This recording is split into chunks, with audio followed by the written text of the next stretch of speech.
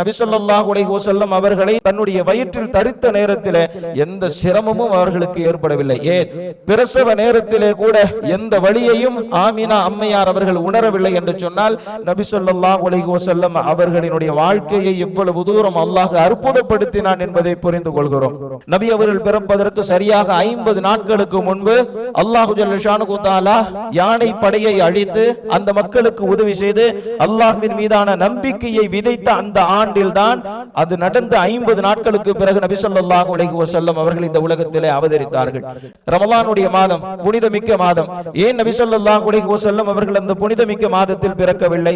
துல்ஹஜ் மாதம் அரபுகளிடத்திலே மிகவும் கண்ணியமிக்க மாதம். அந்த கண்ணியமான துல்ஹஜ் மாதத்தில் ஏன் நபி ஸல்லல்லாஹு அலைஹி வஸல்லம் அவர்கள் பிறக்கவில்லை என்றால் அறிஞர்கள் சொல்லுவார்கள், ஏற்கனவே ரமலானுடைய மாதம் புனிதமிக்க மாதம் தான்.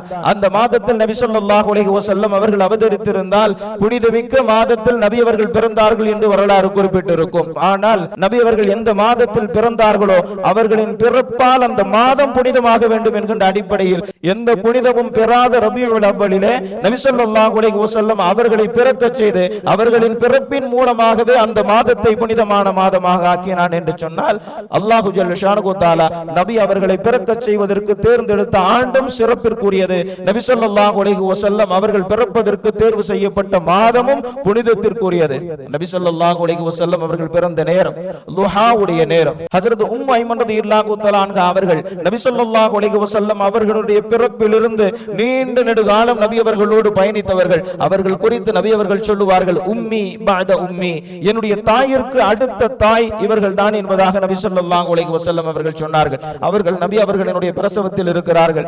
ஹஜ்ரத் அப்துர் ரஹ்மான் இப்னு அவுஃப் ரலியல்லாஹு தஆலா அன்ஹு அவர்களினுடைய தாயார் உம்மு ஷிஃபா அவர்களும் பிரசவத்தில் இருக்கிறார்கள். உம்மு ஷிஃபா அவர்கள் சொல்லுகிறார்கள், நபி ஸல்லல்லாஹு அலைஹி வஸல்லம் அவர்கள் பிறந்ததற்கு பிறகு என்னுடைய கையிலே நான் தூக்குகிறேன், என்னை சுற்றி பிரகாசத்தை தவிர வேறு எதையும் நான் காணவில்லை என்பதாக சொல்லுகிறார்கள். அல்லாஹ்வே அப்படித்தானே சொல்லுகிறான், கத் ஜாஅக்கும் மினல்லாஹி நூரும் வ கிதாபும் முபீன், உங்களிடத்திலே பிரகாசம் வந்து விட்டது, உங்களுக்கு வழிகாட்டக்கூடிய ஒளி விளக்கு வந்து விட்டது என்பதாகத்தானே அல்லாஹ்வே சொல்லுகிறான். வேதத்தை கற்றறிந்த ஒரு அறிஞர் இருந்தார், ரஹபத்தின் நுபுவத் மின் பனி இஸ்ராயீல் என்பதாக சொன்னார். பனி இஸ்ரவேலர்களில் நபிமார்களினுடைய வருகை முற்றுப்பெற்று விட்டது என்பதாக சொன்னார்.